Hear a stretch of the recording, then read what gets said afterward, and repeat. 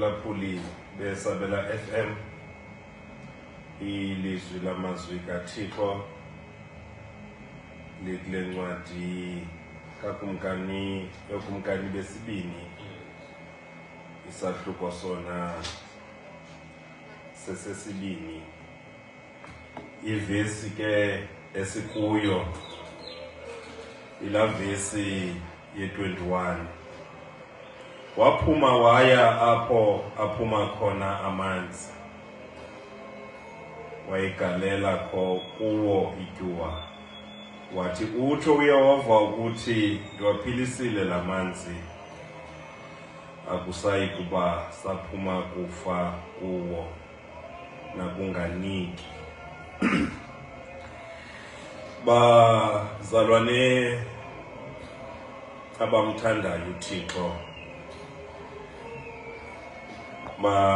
sikhangele levisi.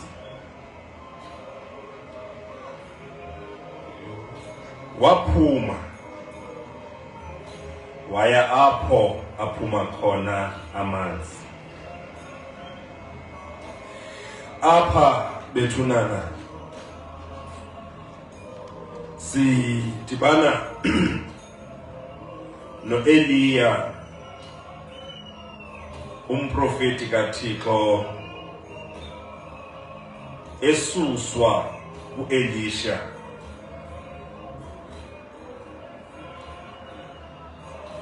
Xa ekhala u-Elisha ngokususwa komprofeti,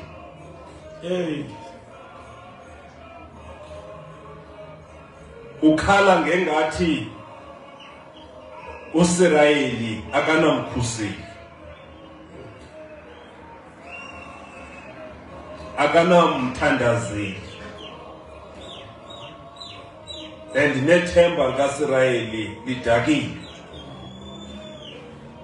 Kodwa ndicela ukushiya nje le ndawo ndizoya evesini. Xa uThixo ethintsha u-Eliya, amazulu akawanga okanye icebo likaThixo aliphanzanga, uphinde uThixo wavusa u-Elisha. Ngoba umsebenzi kaThixo uyaqhubeka. Abantu abacimba icawe imile, icawe is in motion, icawe iyahamba. Noba singababeka abefundisi njengoba simbeka umfundisi uGumbi, kodwa kukhona ozalwayo ngoba icebo likaThixo liyaqhubeka. And xa u-Eliya esuswa, uThixo wavusa u-Elisha. Wavusa u-Elisha uThixo. Akwaba kungavuka o-Elisha beli xesha lakaloku nje xa uThixo evuma into yokokuba u-Eliya ambizele kuye, amthathele kuye, amse emazulwini. Ndicela siphawule ihambo ka-Eliya no-Elisha. Basuke eGiligali bawelela eBhetheli babheka eYerikho, banqumla kumlambo oyiJordani. Ngexesha banqumlayo u-Elisha akanaxhala ngoba uhamba nomfundisi wakhe. Yangu-Eliya othandazayo koba amanzi makaqanjeke kubini bawele kumhlaba omileyo. Xa bebeseGilgali kufike Dombo onyana babaprofeti. bathonyana babaprofeti, uyayiqonda na Elisha okokuba inkosi yakho iza kususwa namhlanje kuwe? Wathi uElisha, khanike nithule nindinike umzuzu wokucinga. Basuka eGilgali babheka eBhetheli. Xa befika eBhetheli bathi onyana babaprofeti eBhetheli,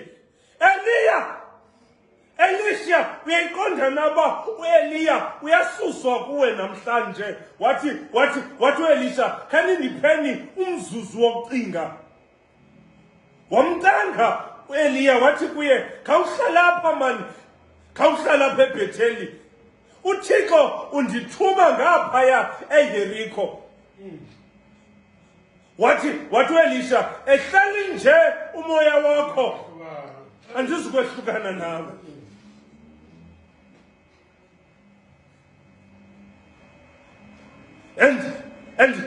And bazalwane, ndicela niyinote into yokokuba uEliya une-impact ebomini buka-Elisha.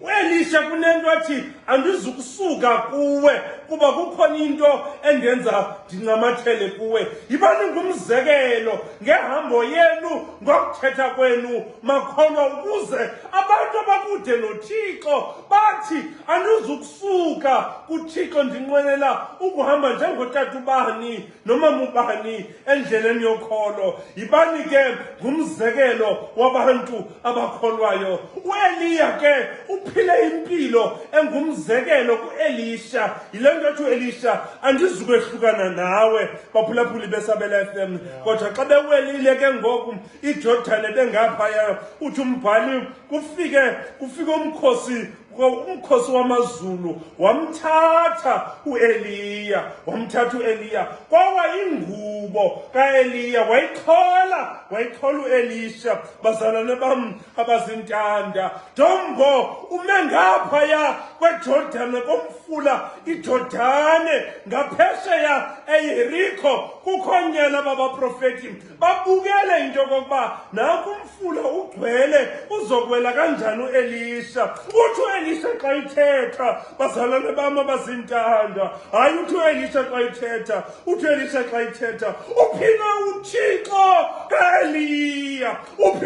kaEliya, wabetha ngengubo emanzini. Ndivumeleni ndithi kuni uyathandaza apha uElisha. Bazalwane bam, uthi njengoko uThixo ehambe kakuhle noEliya, ndicela noThixo ahambe nam. Ewe baphulaphuli beSabela FM, uElisha uyiqonda kakuhle into yoba amandla akekho sengubeni, kodwa akuThixo. Yile nto angathethi nengubo, kodwa esithi uThixo kaEliya makabonakale nam ndime emanzini ndikwazi ukuwela. Baphulaphuli beSabela FM, aniyazi na into yokokuba mhlawumbi idombo ngeyithe uThixo kaSirayeli, kodwa katshongo njalo uthi uThixo kaEliya. It's because uEliya washiya imark ebomini buka-Elisha okokuba kuhanjwa kanjani noThixo. And uElisha umthandazo wakhe uthi, ndicela noThixo endimbone ehamba noEliya ahambe nam. Uphila Thixo endike ndambona baphulaphuli beSabela FM. Ewe uthi uElisha, umbono endinawo, ndibone uThixo eweza uEliya kumiwa nakwimiwewe. Uphila Thixo okwazi uhamba nabantu enyuka amaqhina neentsumbuzi. Baphulaphuli beSabela FM, umthandazo kaElisha uthi, ndinayo i-image kaThixo, ndinomfanekiso kaThixo, ndimbonile uThixo ebanceda abantu, ndimbonile uThixo emnceda uEliya emxhasa. Baphulaphuli beSabela FM, aniyivanga iBhayibhile isithi bekukhona ukutya lomzalwane wahamba iintsuku eziyi-40 nobusuku obuyi-40 engagqibele ukutya after 40 days. uphina uthixo ka-Eliya. Baphulaphuli beSabela FM, ewe ngaba uElisha uthi uinvoke uthixo ka-Eliya kuba naye ngokuthombo umelwe yile Yordane, umelwe yile obstacle. Baphulaphuli beSabela FM, ewe baphulaphuli beSabela FM, ndiyayithanda into yenziwe nguEliya kuba uEliya uphile ubomi boba ngumzekelo kuElisha.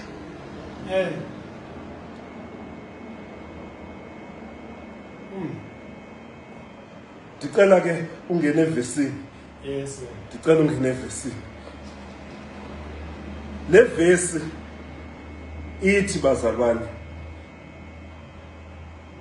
okumkani besibini isahluko sesesibini ivesi ngu-21, waphuma waya apho aphuma khona amanzi, wagalela kuwo ityiwa, wathi utsho uYehova ukuthi ndiwaphilisile la manzi, akusayi kuba saphuma kufa kuwo nakunganiki into.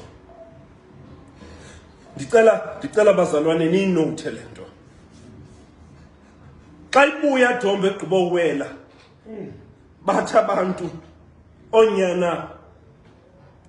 onyana babaprofeti bathi umoya kaEliya uhleli kuElisha.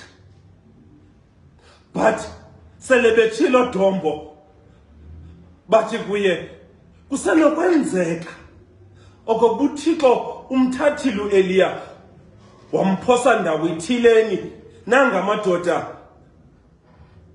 anesibindi angakwazi uyomkhangela uEliya abuye phethe ingxelo. Wathi uElisha sanukumlinga uThixo, yenzekile lento uThixo bethe izokwenzeka.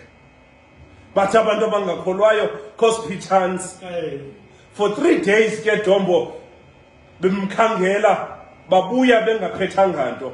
Wathi uElisha kubo bendithilo kuni into kokuba sanukumlinga uThixo. And kuyabonakala into kokuba ungachitha ixesha lakho uphikotha izinto uThixo sezigqibile ngengqiqo yakho, ungafuni ukwamkela ngokwengqiqo kaThixo. Mandingene evesini ngoba le 3 days la madoda ayiwastayo mhlawumbi ngeyenza lukhulu esizweni elibele ukhangela uEliya, kodwa eyazi into uThixo ebethe uEliya uzomthatha. And batsho onyana babaprofeti into kokuba uyayazi na Elisha into kokuba uThixo uzomthatha uEliya. But nevertheless ke bangena kulo exercise. Kodwa ke ngoku xa bebuya phe Yeriko elinde la madoda ebeyokhangela okokuba uEliya akawanga ndaweni thizeni na, uhlela phe Yeriko. Kukhona othi ke Nkosi Elisha, uyawubona lo mhlaba okokuba mhle kodwa ingxaki awuniki into. Nalamanzi mabi. Bazalwane bam abazintanda, uElisha xebe Dombo ibibindim bendohamba ifama nefama ndinkcenkceshela kuyo, kodwa akenzanga loo nto. uElisha uye apho khona aphuma khona amanzi, wagalela khona ityiwa, wawaphilisa kwisosi. Bazalwane bam, kwisosi uye kwisosi yeproblem. Ewe baphulaphuli beSabela FM, uThixo njalo Dombo, thina silwa namantshontsho engxaki. uThixo uya kunozala wengxaki, uya kumama wengxaki. Baphulaphuli beSabela FM, thina sibona abantwana bethu singabaphakeli ukutya emakhaya kuba sisithi ngamaphara badla iziyobisi, kodwa uThixo xa inyanga akanyangi umntana uvuza izingwe, unyanga isosi. unobangela wokumntwana avuza izinqwe baphulaphuli besabela FM. Ewe sizothi kuni ngoku waphuma waya apho aphuma khona amanzi, waya kwisource akadilishana netephu, wayemlanjeni wafika khona wagalela ikiwa nomkhonzi baphulaphuli besabela FM. Ewe sizothi ngoku uThixo yena uaddressa the source. Locate your tears, ngoba uThixo ufuna unobangela wenyembezi zakho azokwazi ukunqamla apho ziphuma khona, apho khona kwenza into yoba ungalali umqamelo ube manzi. uThixo ukhangela isource yenyembezi zakho, mphulaphuli wesabela FM. Uliliswa yintoni?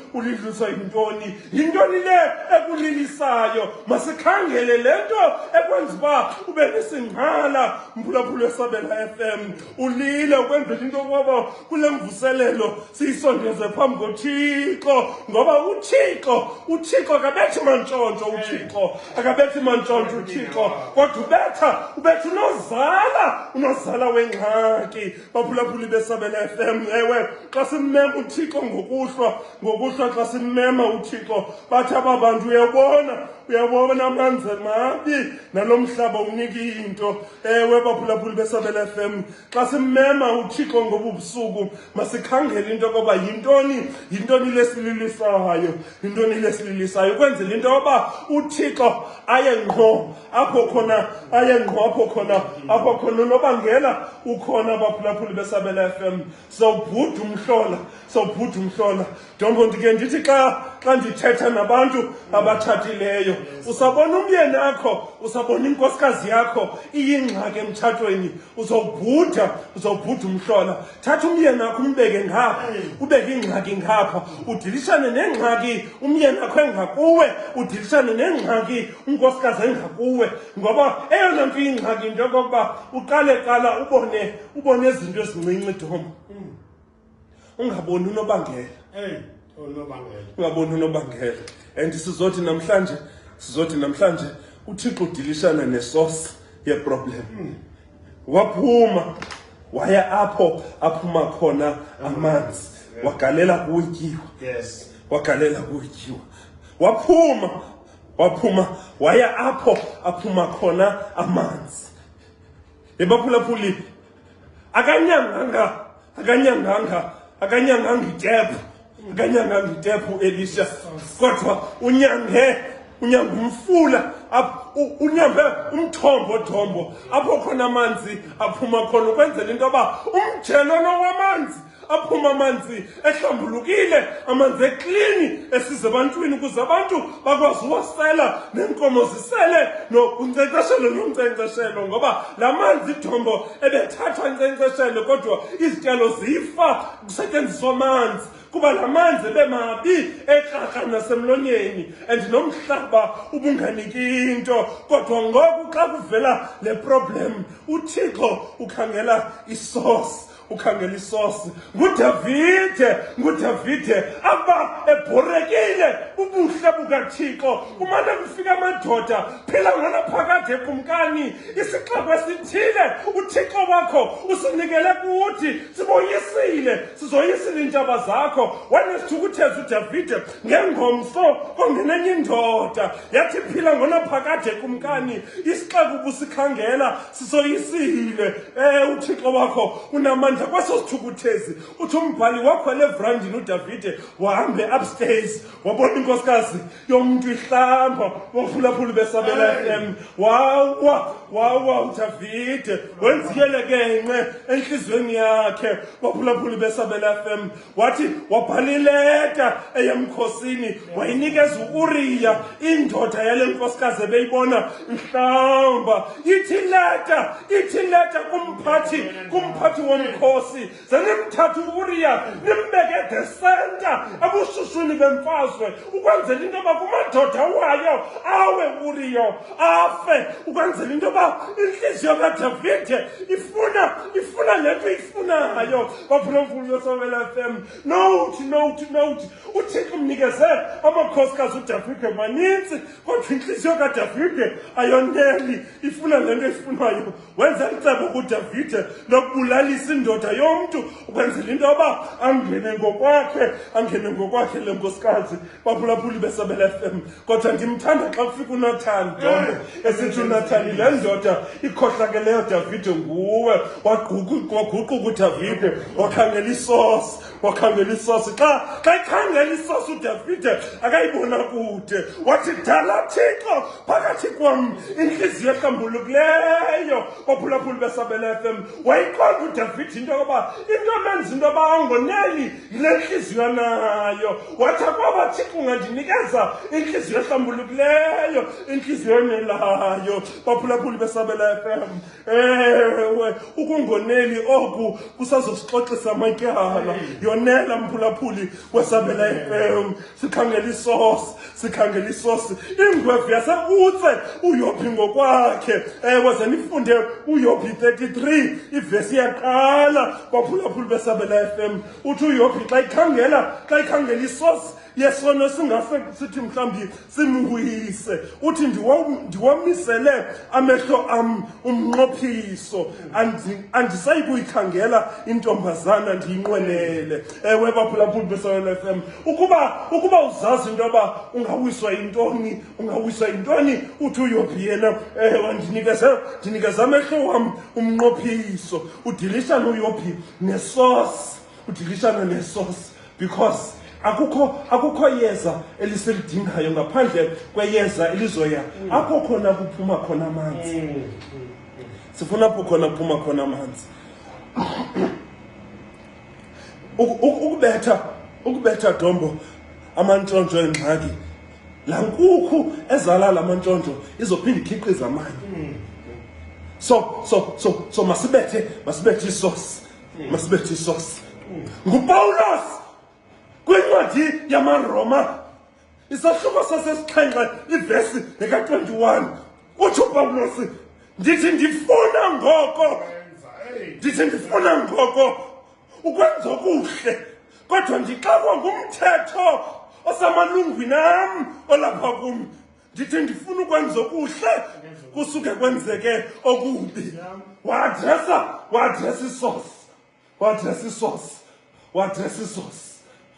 isosi umpostoli uPawulos. Yile nto ethi ke ngoku ndinqwenela ntonye okokuba ndimzuzu uKristu. Ewe baphulaphuli beSabela FM, ndicela ukuthi kuni namhlanje locate your tears. Yintoni ebangela uba ukhale?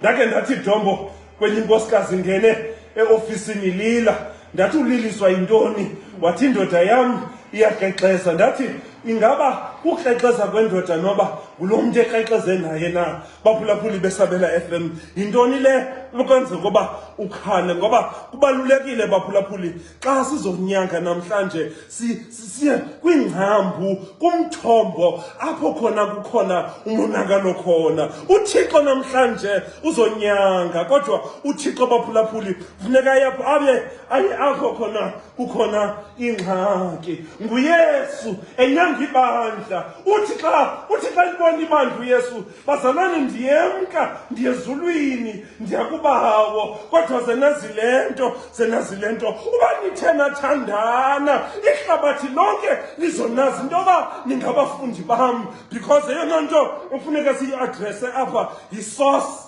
Lungekho uthando lobuzalwane, akukho mntu ongathi uyakholwa. Baphulaphuli beSabela FM, so libonakalisa kuthando lobuzalwane kuze abantu baqonde into yoba singamakholwa.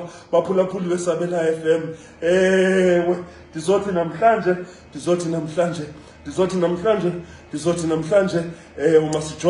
masijonge isosi. Iminyaka uqumbele udadewenu, uqumbele umfowenu, uqumbele umzala wakho, uqumbele ukanina wakho. Unengqumbo eninzi. Masijonge isosi yale ngqumbo. Masijonge isosi yale ngqumbo. Ithi iBhayibhile xa iadressa Dombo, siphilisa isosi yomsindo ngoku. Ithi malingatshoni ilanga usaqumbile.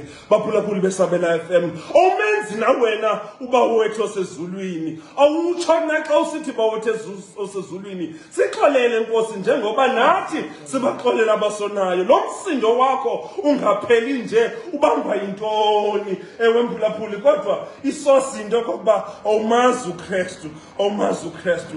Ewe Dombo, ndizokuyeka ngoku, ndizokuyeka ngoku, ndizokuyeka ngoku, ndizokuyeka ngoku. Waphuma waya apho khona amanzi aphuma khona, wagalela kuwo ityiwa. Baphulaphuli beSabela FM, baphulaphuli beSabela FM. Eyona nto sime ngayo Dombo, eyona nto sime ngayo kule nto yosindiso, eyona nto sime ngayo lusisosi yosindiso inye. Akukho namnye bethunana ongaclaim usindiso. Usindiso lumahala, lubabalo nje oluvela kuThixo. Nabani na ukholwayo kuYesu Kristu uyiba uyinkosi nomsindisi, uyakwazi ba asindiswe. Isosi yesalvation nguKristu, uKristu yedwa. Baphulaphuli beSabela FM, sizocela ngoku into yoba niye kumthombo kuze nizokwazi ukufumana amanzi aphilileyo. Ewe wama uElisha wathi la manzi namhlanje uThixo waphilisile.